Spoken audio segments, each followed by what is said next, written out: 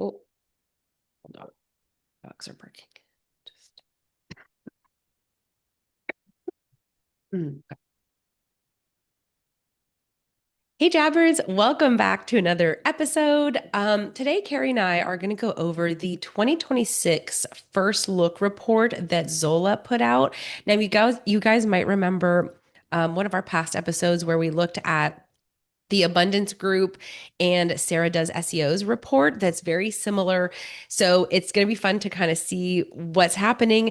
Now, the first report was more so from wedding vendors. It was over 500 wedding vendors. And this one is coming from over 11,000 couples. So let's just jump into this, Carrie, and talk about what's happening for 2026. Yeah, I think this report is really interesting. Also, we'll put the link to the report in the show notes because I was just telling Gabby I love looking at this report because it's very like visually appealing for me, and that's how I learn best. So there's like photos and things. I just feel like the way they laid it out, it's not overly text heavy. But I mean, we are in the generation of like Gen Z is now the majority of people getting married. And I don't know about you, Gabby, but I just feel like this happened overnight. I felt like we were riding high on the like millennials getting married, and then it was like, boom, it like that ended, and now it's Gen Zers getting married, and everyone is like, how do we shift our marketing? Like, where are they showing up? How do we reach these people? Because I think one of the things I constantly see online is like Gen Z people are mostly on TikTok versus Instagram. But also, they want, like, we lose attention span so quickly. So it's like, show us what you do, like, behind the scenes within like 10 seconds. Like, they want that credibility up front. And I think a lot of us millennials have had to try to learn how to pivot our marketing. I mean, I'm still trying to figure it out, but I just think it's really fascinating how it's like a generational shift now and who's getting married. Yes, it's so hard. And I'm like curious to what's the generation before us, Gen X? Gen X, yeah. So, and I'll be honest, I don't know much about Gen X. Are they a little bit of they're a mysterious group, aren't they? Because I couldn't tell you the first thing about them, I actually. think so too. My husband is a Gen X. I We think should he have was them like, on the show. I know, on the like cusp of like before it turned millennial. Um, I don't really know either. Like, I'd be curious to know what was the marketing towards Gen X and how did that jump go to millennial? Because I will say that I had read, I think in here that millennials, we really wanted to shake up the wedding industry and do things that had never, like, we were done with traditions. We were eloping on mountaintops and throwing festivals for weddings, right? Like, we were next level. And then I'm hearing here in this report that Gen Z is like, actually, we kind of want to bring back some traditions. And I was telling Carrie offline about this because I wrote a Substack the week, I guess, before, or the week of this is going out.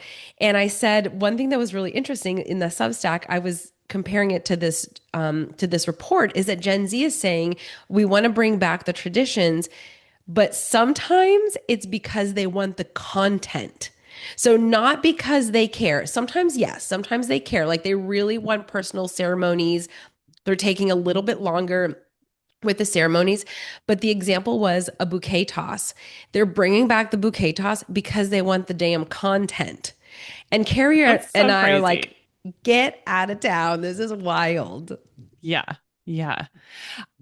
It also says that one in five couples start planning before saying yes. Yes. And that's really interesting. I've had a couple of people in the past do that where they hired me, they found a venue before they even got engaged, but that was very rare. So I feel like that's happening more. Like the two of them are more involved in the decisions up front rather than it being like a surprise of like Yeah. engagement and then we start planning. I think they're ring shopping together. They're talking about when they're gonna propose and like start planning before they get engaged. Yes.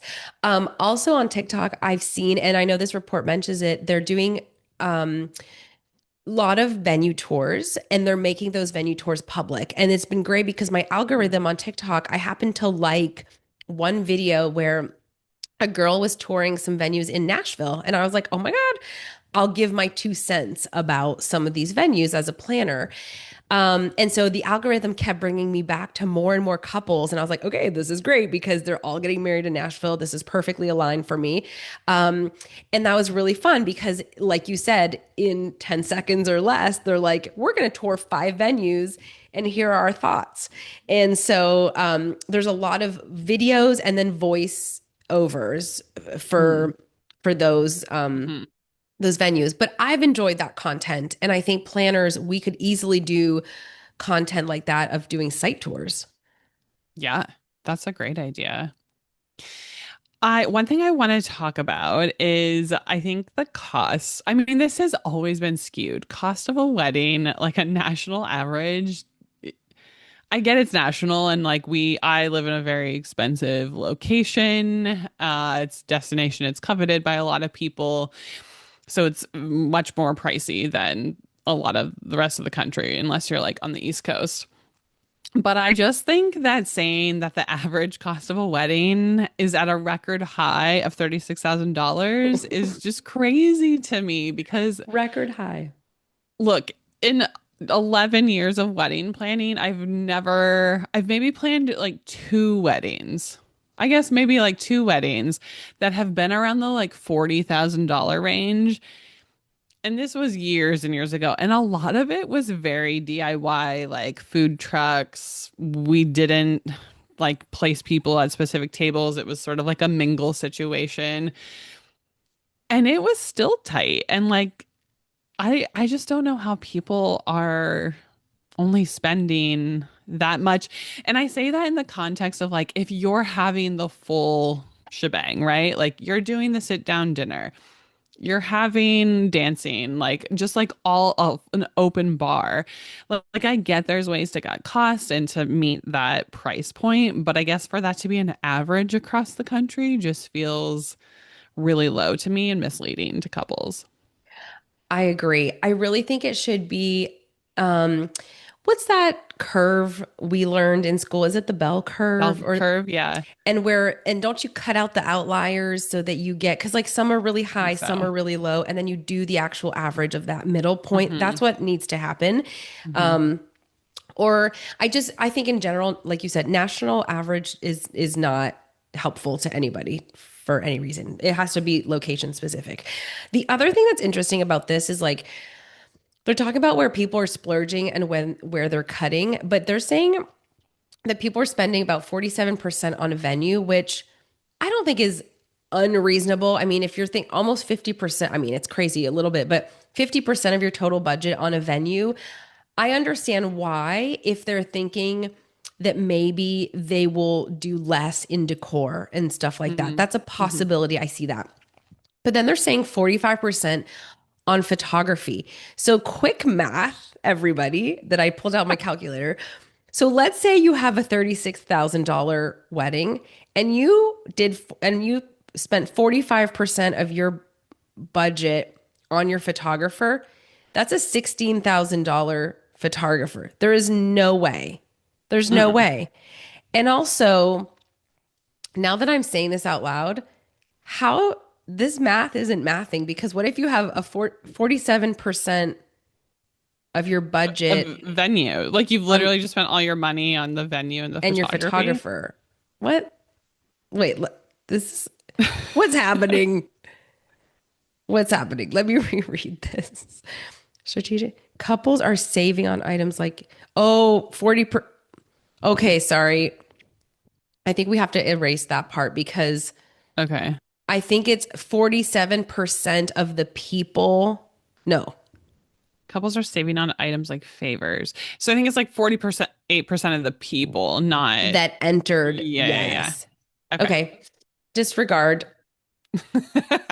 I know. I was like, wait a minute. None of this I'm is like, making this is sense. crazy. Sorry. Okay. Well, Maybe go into like, it's fascinating how what they're strategically scrimping on versus okay. splurging. Yeah. Oh, dog's barking. Um, but yeah, it's really fascinating. They're saying that they're kind of splurging on a few main categories right now, which is the venue and photography. And I understand that because the venue, you need good bones. And you're going to end up spending more, I think, if you get a crappy venue that you're trying to fix with decor and draping and all that kind of stuff, than if you just go ahead and spend on a beautiful venue. Hmm. And then photography, I get it. We're in a world of, you know, reels and video and photos and everything aesthetic. And so I can see how people are really splurging on that. And that's great. Where they're cutting back more so is on stationery and favors. Great. I think favors, we can all agree that they're unnecessary in this day and age. Stationery, I would I do know from experience this is where people are cutting back also, but I am wondering if like day of fabrication things like escort walls and seating charts and stuff like that is falling under the stationery because I think there's been an uptick Mm. in those items. I think maybe, I don't know, maybe it's more so like the save the dates invitation suites that they're cutting back on. Instead of spending like 5,000 for a custom invitation suite, they're ordering basic design templates online, Yeah, you know? I think so. I mean, I think though the budget realities, it says 50% to, sorry, 52% of couples are putting other major life milestones like buying a home or paying down student debt on hold to afford their wedding. That's crazy. That is really crazy, which I feel like it was the opposite for millennials. They were like, no, we want to buy a home, but we also want the wedding. But like, how do we do both at the same time? I think millennials were trying to prioritize both of those because I definitely think the millennials were having large weddings. Maybe parents were just Mm, bigger contributors than they are to the Gen Z generation. that's a good point. That's very possible. I also think Gen Z is has grown up in a very doomsy kind of world and they might be Mhm. looking for, and this is my own analysis, I don't know if this is real at all, but they might be looking for like just not instant gratification because a wedding it's going to take a minute, but this big celebration party where they can experience it even though it's for a short time. It's like peak day. Yeah. And they might also be realistic in saying they can't afford a house. So if you're looking at $100,000 wedding versus a $500,000 house, they might be like, screw it. We're going to do the wedding and Yeah. continue to rent. They're like, we enjoy renting. I think though, and who knows, could be off base. I think that Gen Zers didn't grow up with the all American dream that we were ingrained in of like go to college, get a good job, buy a home, have children type of thing. And I think as we're learning, millennials are like, that was all a lie. Like, homes are expensive. We can't afford them even because of inflation, all of this stuff. And I'm just like, I don't think Gen Z thinks the same way. Like, I don't think to them buying a home is a marker of success in life. True. I think they're like, let's have the party and like we can make good money, rent and travel the world type of thing. Where Yeah. we were sold buy a home and you'll have everything you ever could dream of. We were bamboozled. Yeah, that's a really good point, Carrie, actually. Should we, I'm scared We a need little a bit. Gen Z I'm a little on to, scared yeah. though. I'm scared of them a little bit. So, but yes, I agree. We should have a Gen Z bride on and ask her some questions. Um, okay, let's talk aesthetics. This is really interesting because, okay, I said interesting again, but guys, just get used to it. I'm going to say interesting for the rest of my life. So, um, this is interesting. And this year's color of the year, the most popular one, which is the color that is always coming up, if you ask me, is sage green. And I think the reason is it is a safe color. Hmm. You can't really go wrong with it. There's greenery in flowers, in everything. It's a safe color. Nobody's ever mad at a sage green. You don't get any emotions out of a sage green. It's very Yeah, safe. it's safe. And so year after year, I think we see this color come back. I think the color palette that they have on the design board really just kind of like throws me. I don't love the combination of the soft pastels, earthy neutrals. Mm-mm. I mean, I know the color of the year is what, white, or I don't remember, Cloud some dancer. cloud. Yeah, cloud dancer. Sorry, I got that God, wrong. Carrie. But I mean, I guess I don't know. I've always had clients that have leaned towards a lot of color and like fun aesthetics. And so, yeah, I mean, the safe colors, I think, they stay because it feels classic in a sense. I think a lot of people like to look back and be like, my wedding was classic. It's not like some trend that is out of style now. And they know they're going to like it 20 years from now. Yeah, that's true.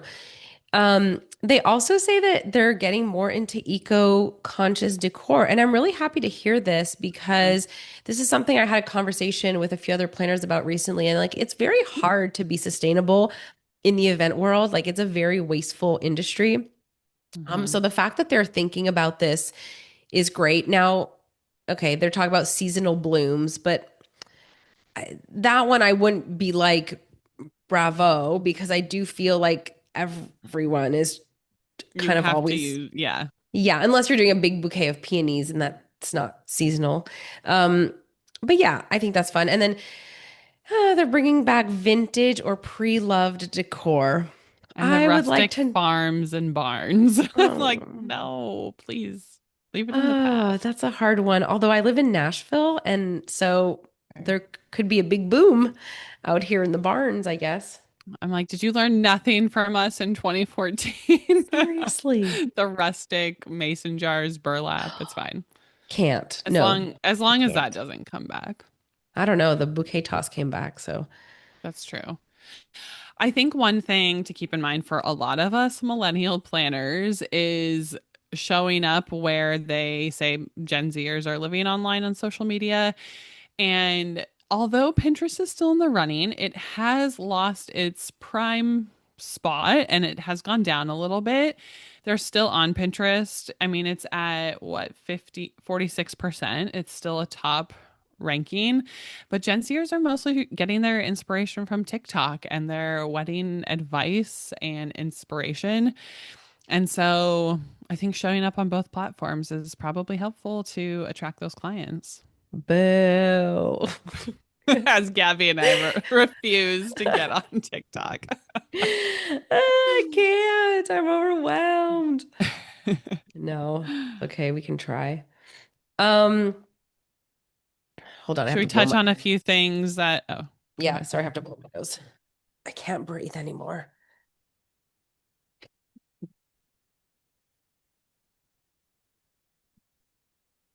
Everybody.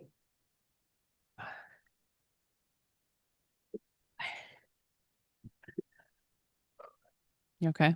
Yep. Okay.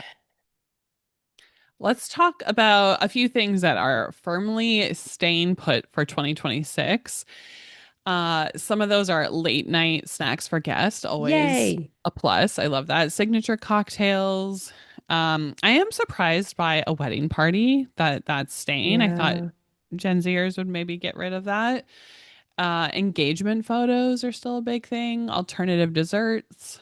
And then things that are on the rise are elaborate wedding exits, Yeah. menus that explore global cuisine, private vow exchanges, a bouquet toss, still here, Boo. witchy elements like tarot or Ooh. astrology readings. I like that. I like that. And then first looks with friends or family, and then large grazing tables and charcuterie boards.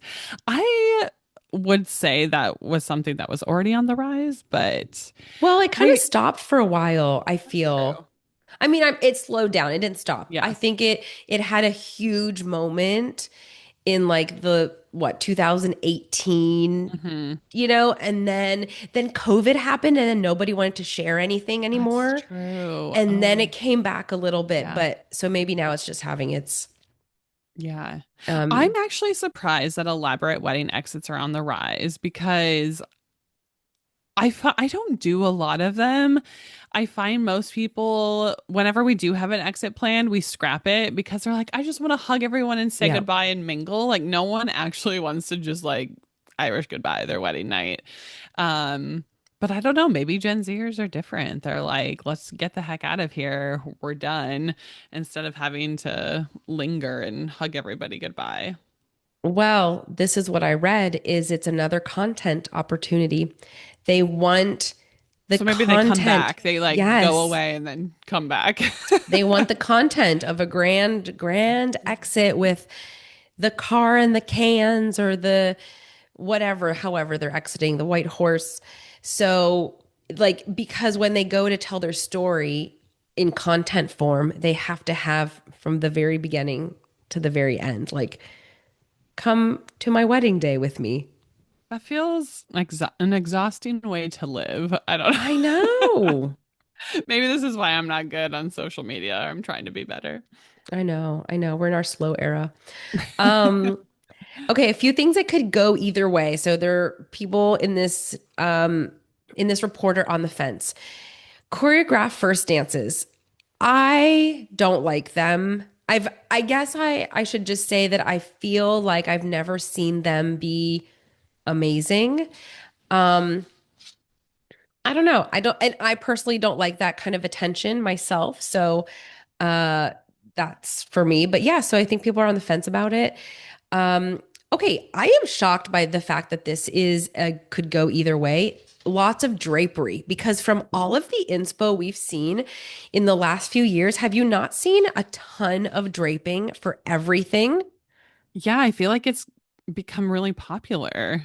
Yeah. Like the way it's like the way they're draping like rooms and tables and like making it really elaborate. Like the photo they have on here is like a very old school arch type of draping that's kind of ugly.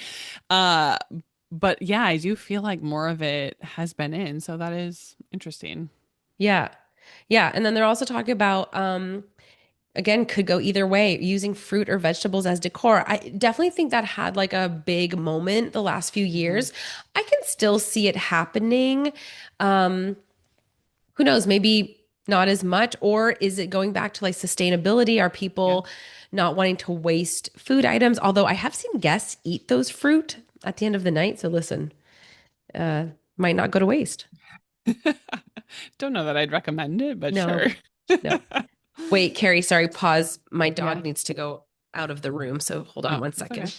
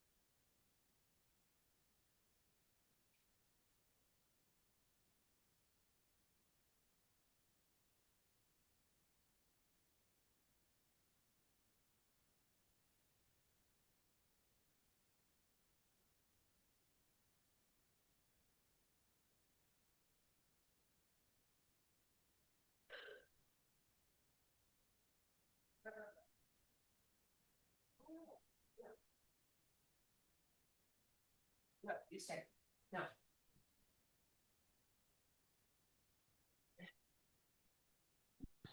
Sorry, I took the opportunity to use the bathroom and blow my nose again. That was really fast. Oh, yeah, I did like three things at once. Oh my gosh. You're one of those friends that I have a couple friends who I'm like, did you even go to the bathroom? They're like, I have to Yes, pee. And they're like so fast. I'm I like, know. what? I know. I'm very, very fast. Um, okay, yeah. Okay, and a few things that are on the way out are vegetable forward, meat free menus, which is fascinating. Champagne towers, definitely feel like that had its moment, and super colorful or maximalist vibes. Oh, that's sad for you. I know it is sad. I That's like been my bread and butter for a long time. Things that are a hard pass, which these have also, well, this one for sure has also been a hard pass for me, is a garter toss. I feel very uncomfortable watching it happen at a wedding, as do 99% of the guests. Cash bars, wedding hashtags, don't think that's really relevant anymore.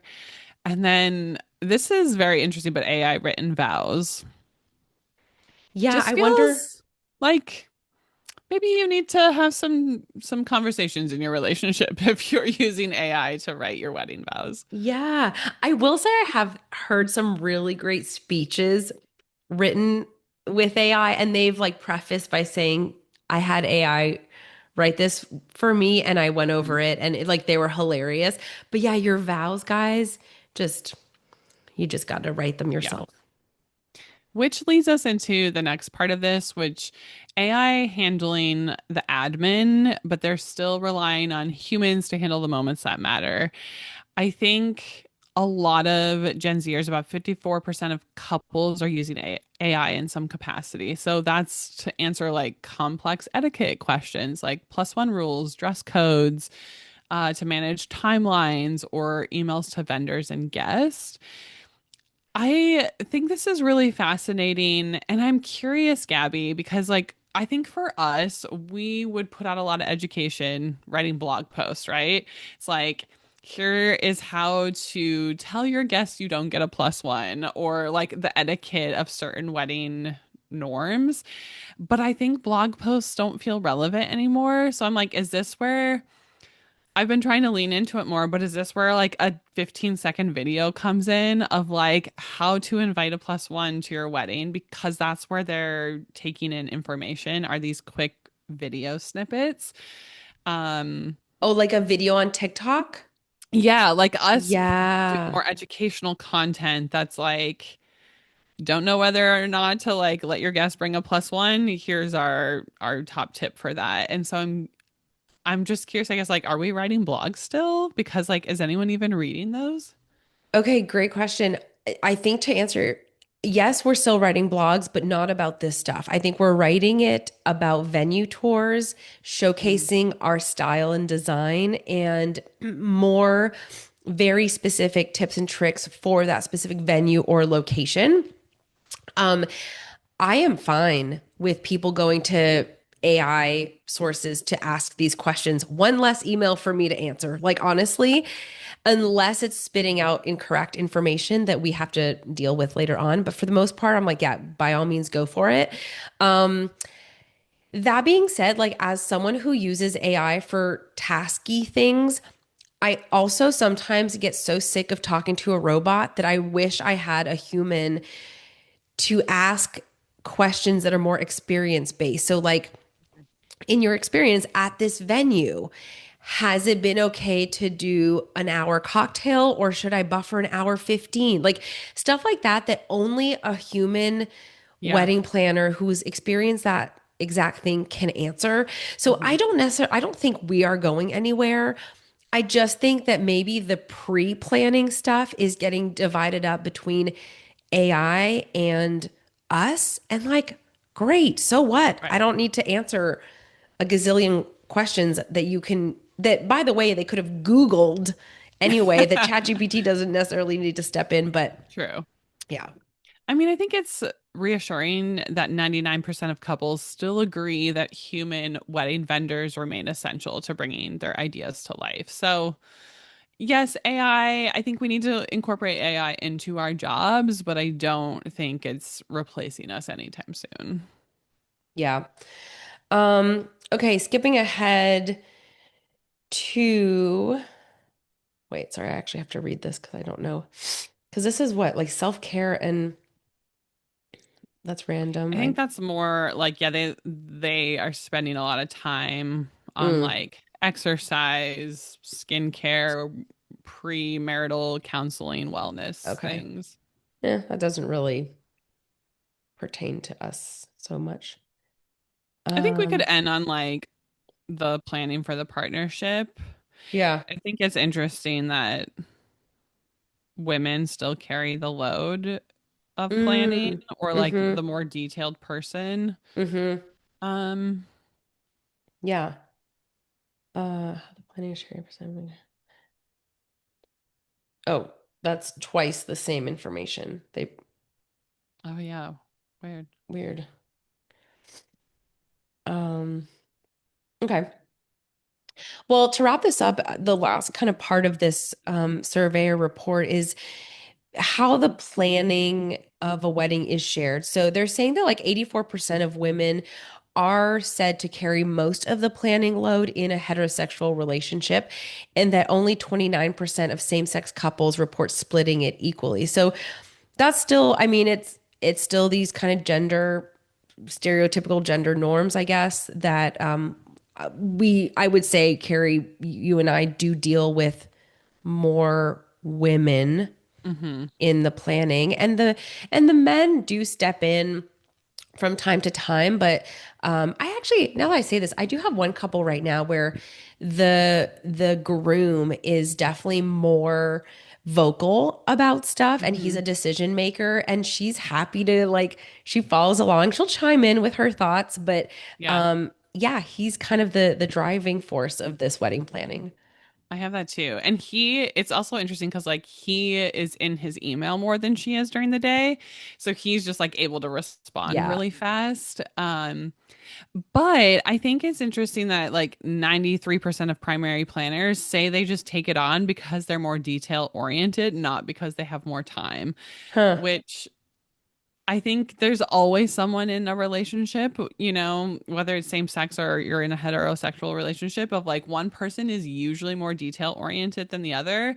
And it's an easier task for them to take on in the planning process. Not to say the other person isn't involved, but I think it kind of naturally defaults to one person that just has that strength of planning and oriented. True, true. Well, this was super interesting to talk through. And obviously, like we joke about Gen Z, but I think it's important to know that they are our couples right now, and that we do have to adjust our marketing, our messaging, and how we communicate with them if we do want to continue to book weddings. I mean, millennials, there are fewer and fewer weddings for millennials happening. So we do have to move on to the next generation. So Carrie, you and I will have to really be on our TikTok accounts more, I know we can do this, Gabby. I suppose. Our type B planner energy coming to TikTok. Well, Jammers, thank you so much for being here. As always, you can find us on Substack. We share weekly blog posts over there, just sharing more thoughts about the wedding industry. And then also, if you want to become a paid member, it's like $5 a month, and we release a bonus episode once a month and some additional blog posts every now and then. But you can get our insider thoughts on an additional bonus episode. Thanks so much for being here, and we will see you next week. Bye. Bye.